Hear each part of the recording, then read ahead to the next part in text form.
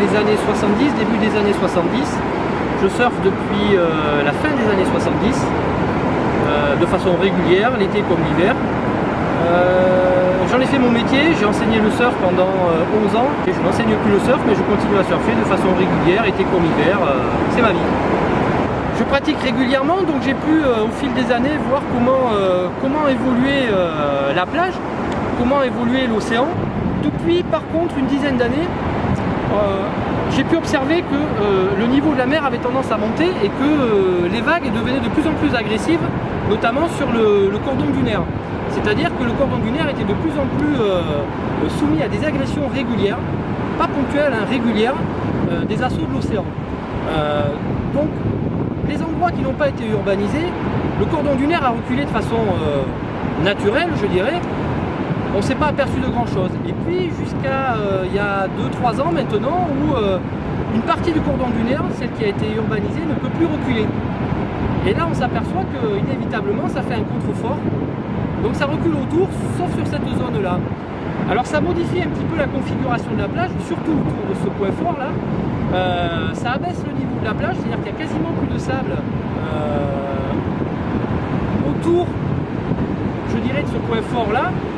Les baïnes se créent de façon beaucoup plus rapide et beaucoup plus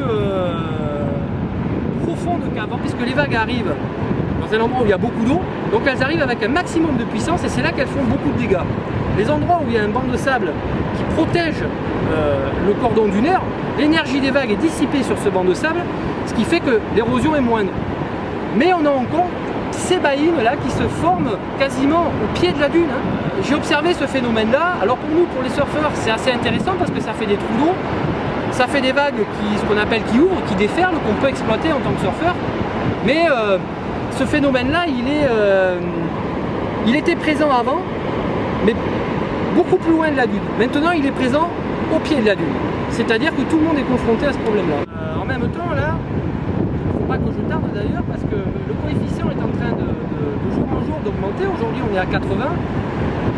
Et ce week-end, on va atteindre quasiment 120 coef, ce qui est un coefficient très important. Donc ça veut dire que la marée va descendre très bas, et surtout qu'elle va monter très haut. Alors, si c'est conjugué avec d'autres phénomènes, comme une houle importante, du vent, il se peut qu'on ait une érosion, enfin, que tous les ingrédients soient réunis pour qu'on ait une érosion maximum.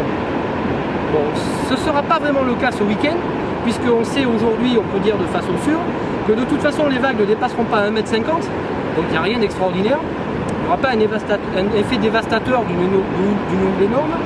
Donc on a à peu près des vagues de 1,50 m pour les 3 prochains jours, hein, vendredi, samedi, dimanche, avec un coef énorme. Et surtout on a une configuration de la plage là qui fait qu'on peut être confiant, c'est-à-dire que on n'a pas de baïnes qui se sont formées très près du pied de dune. Actuellement les baïnes sont relativement éloignées du pied de dune. Donc on sera protégé par le banc de sable. Donc même si on avait dû avoir une grosse houle, elle aurait été atténuée par la formation de ce banc de sable. On n'était pas du tout dans la configuration qu'on avait l'année dernière avec des baïnes qui s'étaient formées au pied de la dune. Donc de toute façon, les vagues, la puissance des vagues sera atténuée par les bancs de sable qui se sont formés un petit peu plus loin du pied de dune. Donc déjà là-dessus on peut être confiant. Et ensuite on a un autre élément qui peut faire qu'on ait confiance, c'est que on a connu un phénomène de réensablement, alors non pas de la plage, hein, le niveau de la plage est très très bas, mais par contre un niveau de réensablement du pied de dune, c'est-à-dire que la plage, la dune est ici, la mer là-bas, la plage a cette forme, d'accord, c'est-à-dire qu'elle est en pente comme ceci, ce qui fait que quand la mer va vouloir monter, ben, elle va se trouver confrontée à une pente en face d'elle, donc elle aura moins de puissance que si c'était plat. Donc ces deux phénomènes nous laissent présager que pour les 3 prochains jours là, vendredi, samedi, dimanche, même avec des coefs énormes, je dirais que faut pas s'attendre à une érosion maximum ou à un grand spectacle. Il se passera à mon avis pas grand chose. On aura l'eau certes au pied de dune, elle viendra grignoter un petit peu, mais ça restera très gérable, très très gérable. Ce phénomène c'est très important parce qu'on pourrait croire que c'est spécial à Biscarrosse, mais c'est pas spécial à Biscarrosse, c'est toute la côte qui subit la même érosion qui subit les mêmes phénomènes, les assauts de l'océan, le mouvement du sable, c'est la même chose sur toute la côte. c'est pas spécial à Biscarrosse. Donc nettoyage des plages dimanche 22 de 10h à midi. Très important le nettoyage des plages, surtout manuel. Parce que le nettoyage des plages mécaniques, la machine elle ramasse tout. Parce que quand la mer nous amène des déchets, il n'y a pas que des déchets plastiques, il n'y a pas que des saloperies à enlever. Il y a aussi des morceaux de bois qui créent des écosystèmes, ça faut pas les enlever. Donc le nettoyage manuel il est très important.